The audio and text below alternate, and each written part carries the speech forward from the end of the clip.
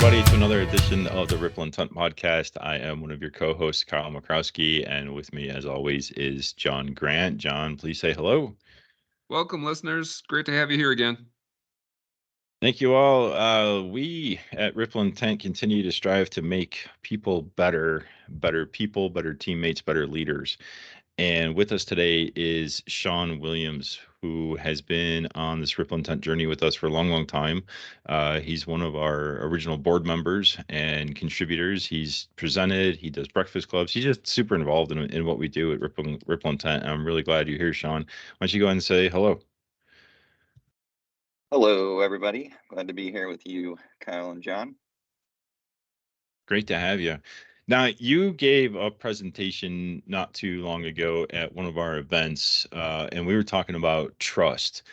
And what was pretty amazing, we've spent a lot of time with trust this year, and in going through trust, we spent time with Charles Feltman book, The Thin Book of Trust. And if there was one book out there on trust that you would want to read, this would be it. The other would be Trust Me by Joseph Myers. It's a little bit longer, but the nice thing about Charles's book is it is the thin book of trust, and it says thin because it actually is very short. But what he talks about is he says that trust can be broken down into four distinctions. And on this podcast, we've talked about a couple of them in the past, and today we want to deep dive into one of those, being competence.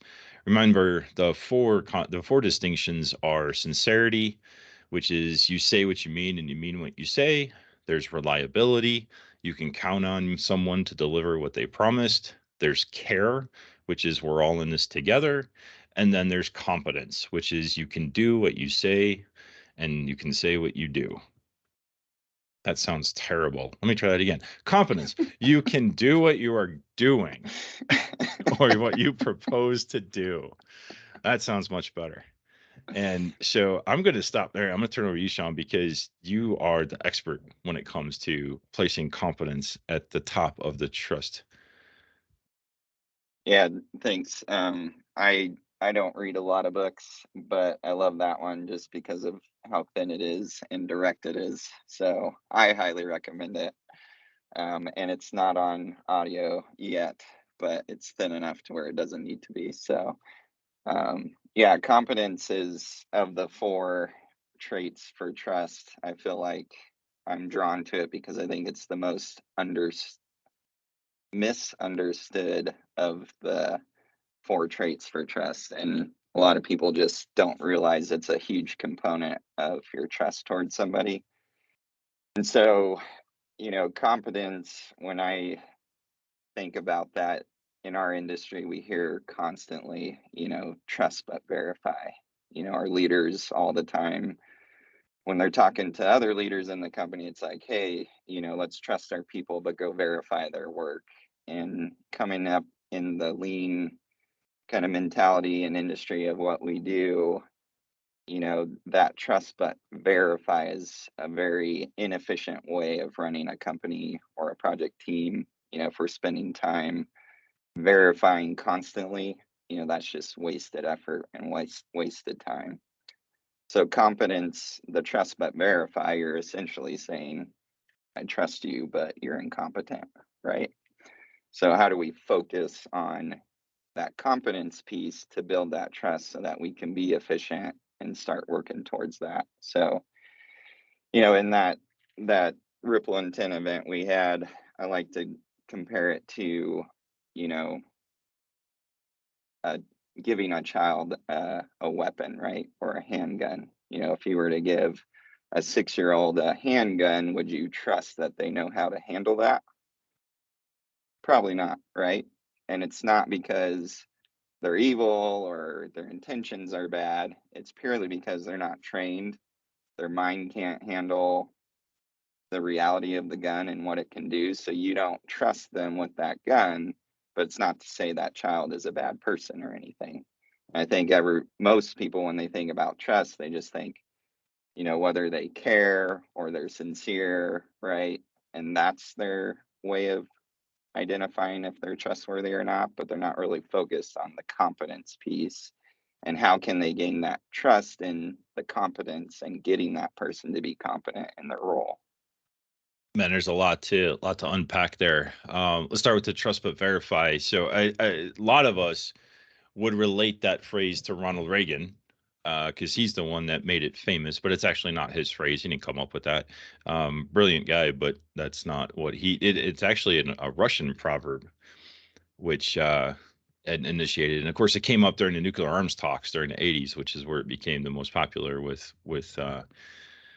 United States.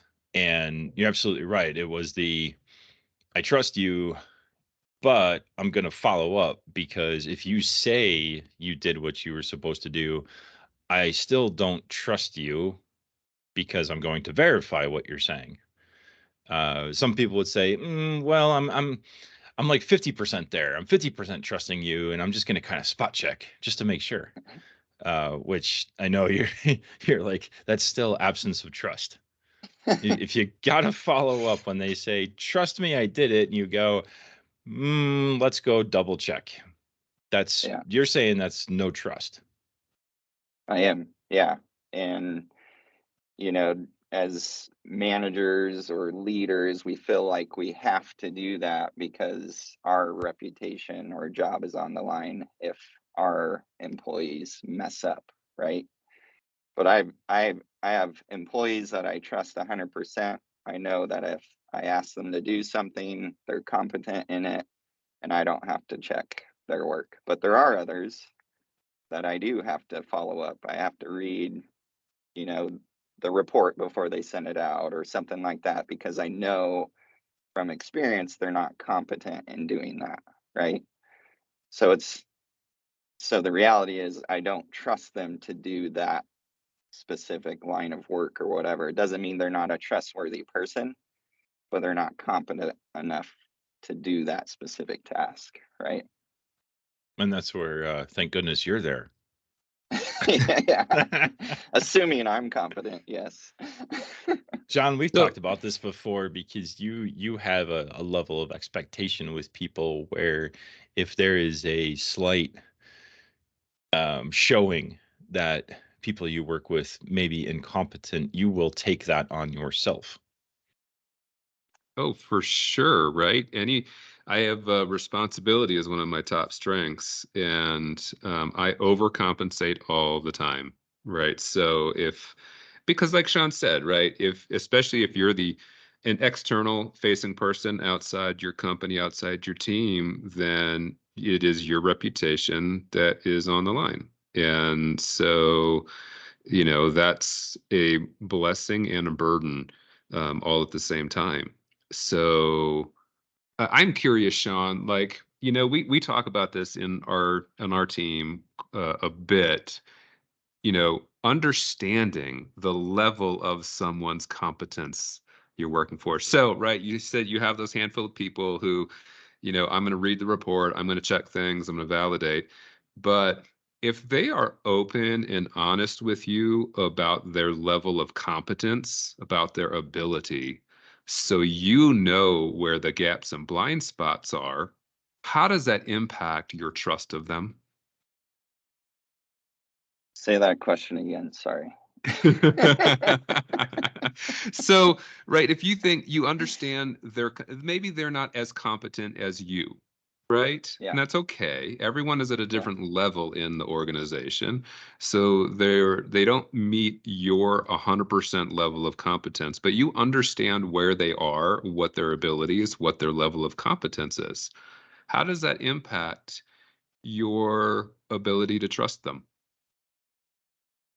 Well, I guess it's kind of a loaded question. So, with strength finders, individualization's my number two strength, right? Which is I see the value in a lot of people and their unique, specific strengths, right? And so, if I have the ability of a larger team and I can't trust somebody's competence in a certain role, I will switch up the team so that we're being more efficient, right? Like if somebody is really just not good at accounting or something like that, right? Just can't figure out numbers, like let's not waste energy on making that their only job. Can somebody else on the team do that and have them focus on quality control or safety, right? Like put them where their strengths are, but you don't always have that luxury, right? So sometimes the team's smaller and you need the accountant and they're not good at it.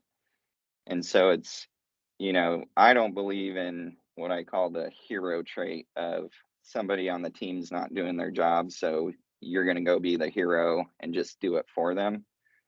Like I encourage my people to actually allow their team members to fail sometimes so that they learn that there's not always going to be somebody to do your job for you, right? But it's taking that extra effort to go train them so that they become competent and can do their role and be successful, which I think is often overlooked, right? I think a lot of people just say, oh my gosh, they're awful at their job. They shouldn't be here. I'm just going to do it and fire them or something like that, right? Or push them to another team where I don't have to deal with them anymore. Where I try to focus on getting them to that level of competence. And honestly, if they're not, they can never get there. They don't belong on the team.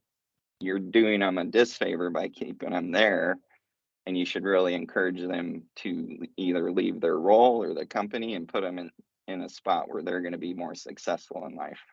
Life's too short to do a job that you're not good at or you don't enjoy. Right. So kind of what I'm hearing about some of that, right? You're training the level of competence, which then improves the level of trust among the team. Correct. Yeah, I can think of an instance like I had a project engineer who had been in the role, well beyond the average, moved around to a lot of different teams. Nobody ever wanted him to stay on the team. He was an engineer for 8 years, right? Which is kind of not the norm in the GC world.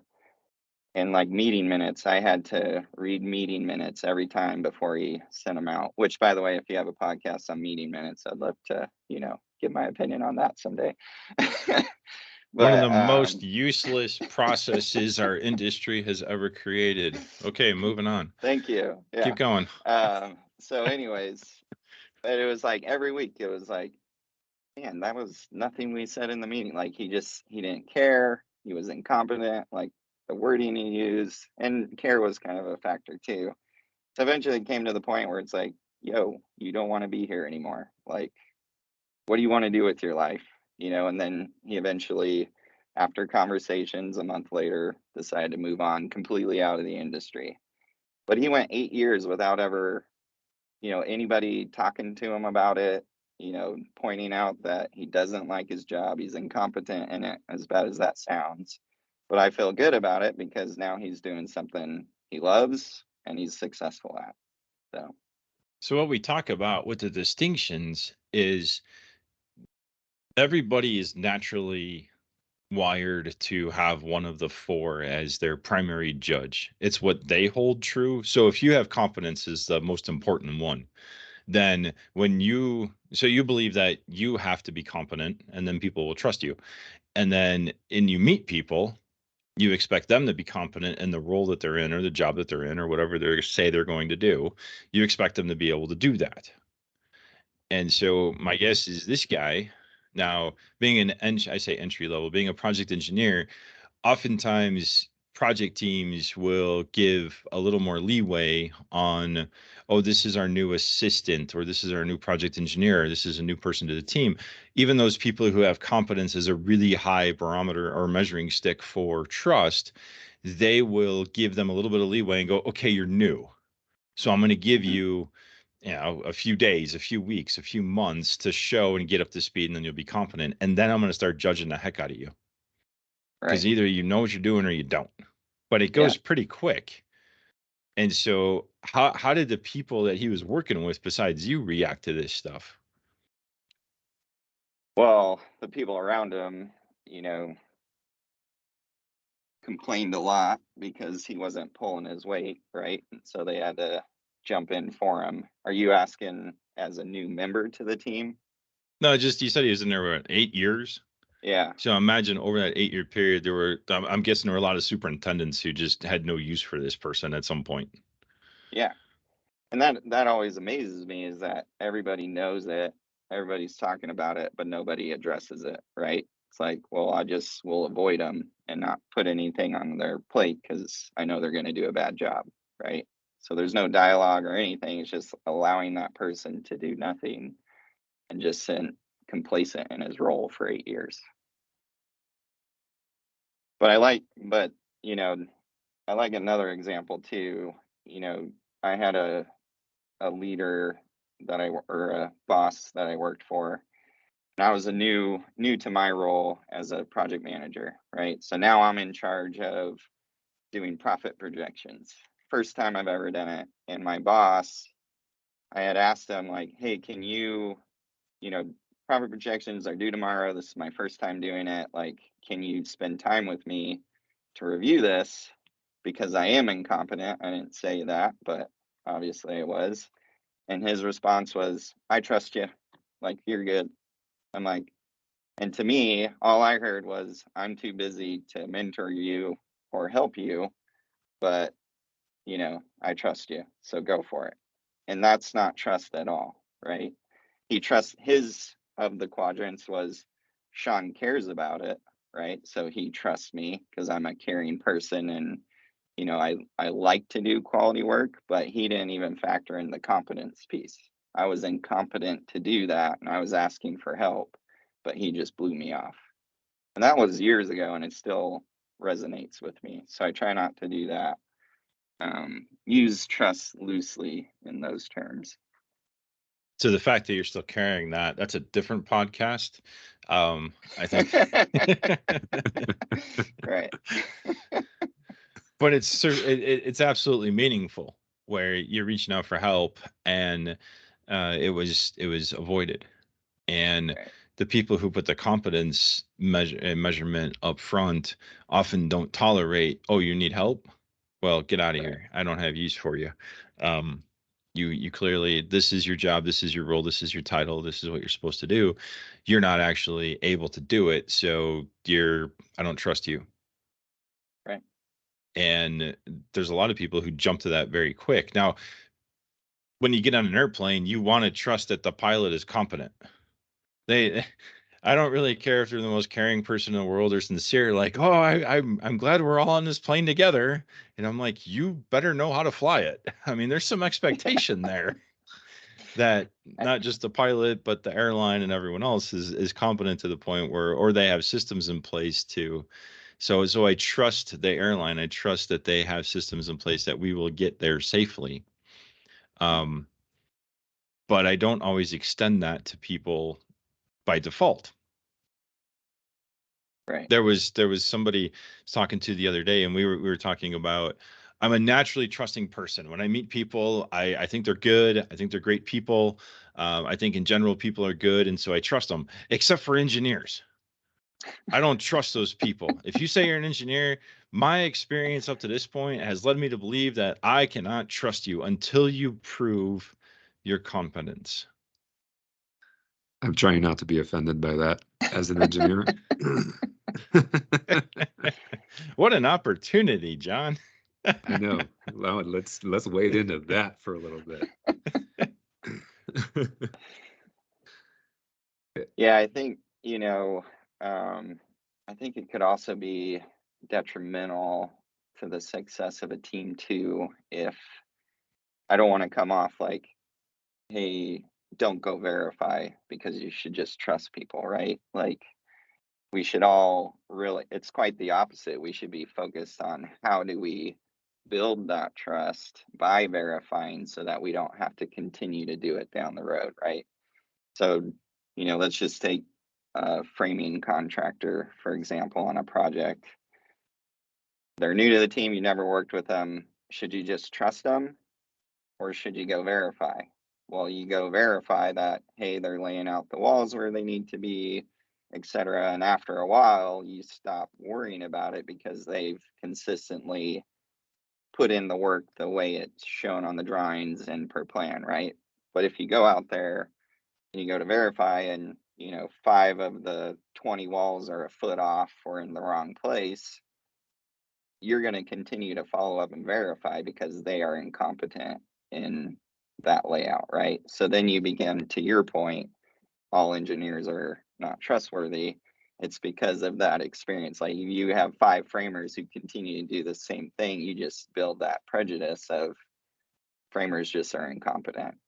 I don't trust them. So whatever experience the person you were talking about was probably the same. Just every engineer they've worked with had that lack of competence or something like that.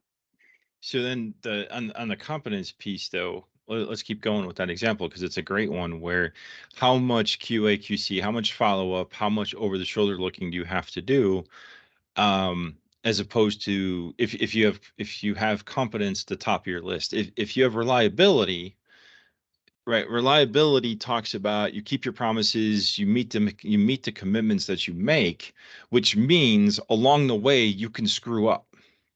You can Mm-hmm. make mistakes, you can do bad stuff. Eventually you'll get there and you'll get there on time and you will deliver what you say you're going to get there on time, but you can make a lot of mistakes along the way. The competence people who put competence really, really high, they have zero tolerance for mistakes along the way. So for our listeners, Sean is nodding right now. Um, Well, guys, with this, I Yeah. kind of take a slightly different lens on that too. It's that to me, so your framing contractor, right? So maybe the mistakes along the way component, I don't, because I am one of those people that I prefer to trust first, right? So the framing contractor, we bring them on board. We trust that they are going to be able to deliver their responsibility, right? And so to me, it doesn't become a trust but verify situation, but more so trust. I start with trust, and then depending on how their competence shows, it may erode over time. Mm-hmm. Right. So for me, it's more the bucket starts full and perhaps the bucket may empty depending on how many holes you poke in the bottom of it. Right. Right. Yeah, I mean, yeah, that's what we were talking about earlier is, what type of person are you? Are you the I trust you and that's full, like you said, and then it depletes over time, or are you an empty bucket and you got to fill it with trust, right? Exactly. And yeah, but yeah, to your comment, Kyle, I don't think those who put competence first, it almost sounded like there's no room for error, right? Like you're either 100% competent, never mess up, or you're not. And if you mess up once, it's over. I don't I don't really see it that way. It's more of a majority of the time they're right, majority of the time, they're spot on. And is it worth the effort to go verify every single time knowing you're hitting, 90% compliance or whatever it is, right? Like everybody can make mistakes. And I think we encourage that because a lack of making mistakes just shows that you're not willing to push yourself and go out of your comfort level to do things. So, well, I mean, I've seen the behavior though, where we're going about a job, and this goes back to one of the big jobs I was on early in my career, and so we're installing all the hollow metal or all the metal doors and frames, and of course some of the existing conditions are different than what was on the plan, so our hardware schedule is off. We got 1,000 frames that we're trying to install, and they're all KDs, and some showed up and some fit and some don't fit. And so we're installing the ones that fit. And in the meantime, we're trying to replace and order and all that stuff, filling the ones that don't fit. Well, the superintendent of the project's walking around and yelling and screaming about how stupid we are and how we screwed everything up and this is ridiculous. And it's like, to me, that's competence overblown.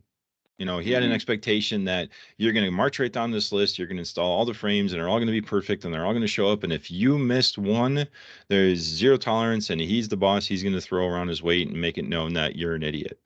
And I right. hate to say it, but that behavior still exists.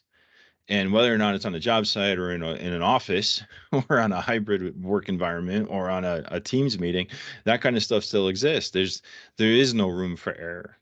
in some Hmm. people where it's overblown and they don't have that awareness that that confidence is coming out so strong that it's actually to the detriment of the people around them. Right. But it might have gotten them that to that leadership position.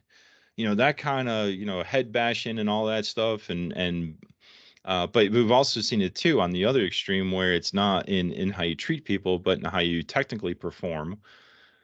You see people get promoted and raised up into leadership positions because you're a good contributor. So now you should be in charge of other people and make them good contributors too. Right. And I know you got thoughts on that because that sounds great the way I just said it, but in practice, Yeah, I mean that's another whole side of the competence piece is leadership, right? So in our industry, well, not just our industry, but every industry, you get promoted because you are good at your job, right? Or you've been in the role for long enough that you should be good at your job. So you get promoted from, just in my world, project engineer to manager to director to VP.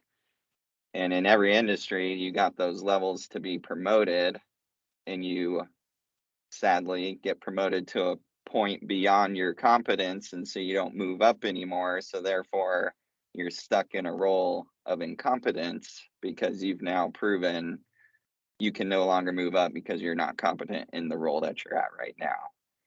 And with leadership, you know, and Ripple Intent's great because that's what we do. We try to build leadership skills and things like that. But as leaders, you're not really trained to be a leader, right? You're really good at processing RFIs, submittals, whatever it is. Man, you should be a manager. But what skills are you given to be a competent manager and manage people, right? And so, to your point with the superintendent, it's like, hey, he was really good at his role. He's a superintendent. People need to be like him. So let's make him a leader. But obviously, he's lacking those leadership skills because he's demanding perfection and not really trying to bring his people up and motivate them to be better. He's just yelling at them, right?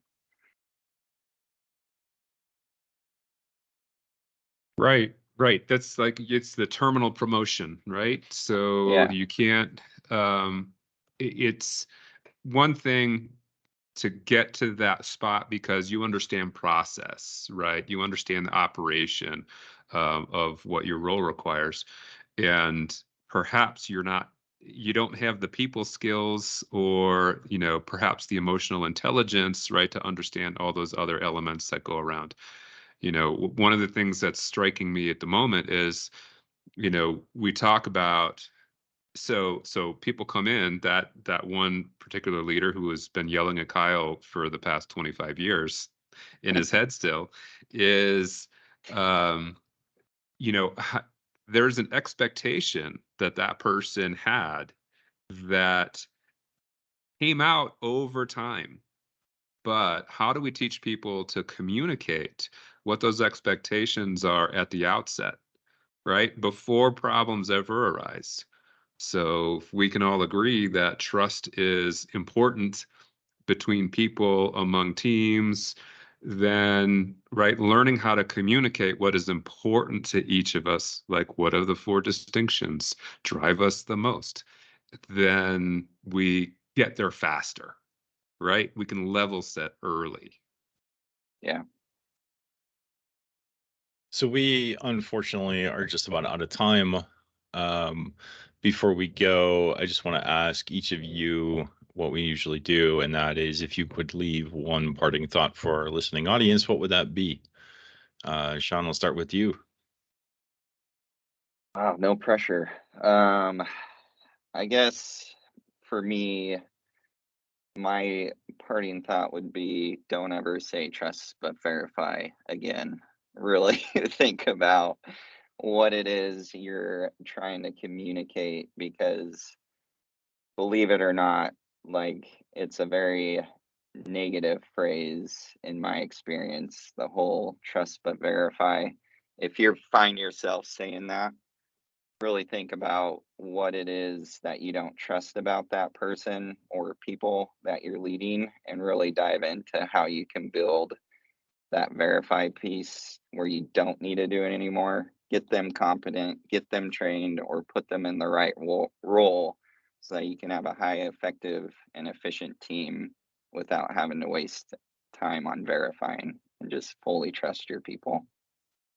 Well said. Way to bring it all the way back to where we started. Thanks. John, how about you?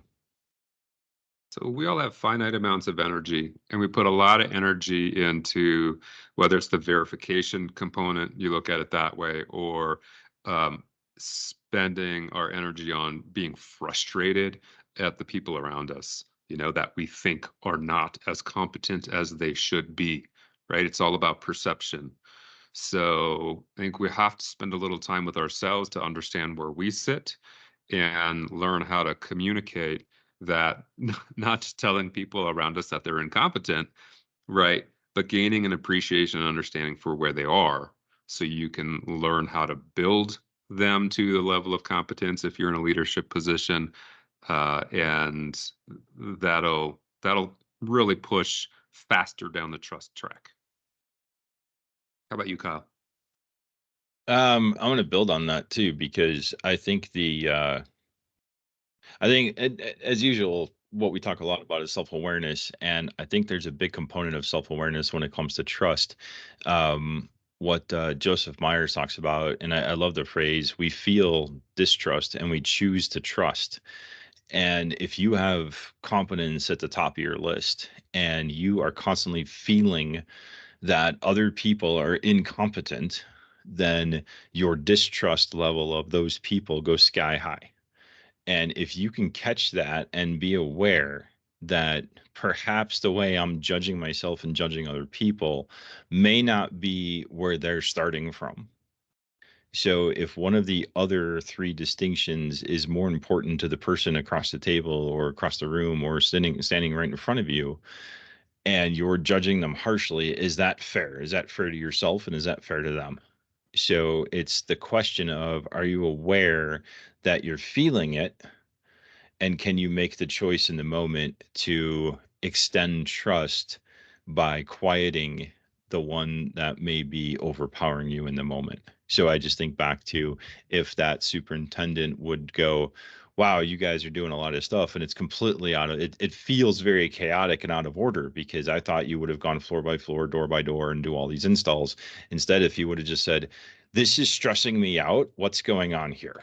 He still could have had the authority and the attitude and all that stuff, but it would have been a very different, it would have been an inquiry as opposed to a judgment. And so, Mm-hmm. not just that, but a vulnerable one saying, I am really uncomfortable with what you're doing. Make me feel uncomfortable, because this is confusing the heck out of me. And we absolutely, here, this is what's going on and why we're doing what we're doing. It would be not so much that he's trying to make his competence go away. It's acknowledging his competence is causing anxiety and it's emotion driven. And so it's, can I catch that in the moment and still communicate effectively, still understand what's going on, and increase my awareness of how I'm coming across to other people. So, all right. With that all said, I want to say thank you to Sean for joining us today. Thank you, Sean, for joining us today. Appreciate everything that everybody does. Appreciate those of you who continue to listen and spread the word about the podcast. Remember, you can follow us on LinkedIn, rippleintent.org, and all the other webs. Please feel free to go to those and find us and connect with us. With that said, until next time, appreciate you listening, and we'll see you down the road. Take care.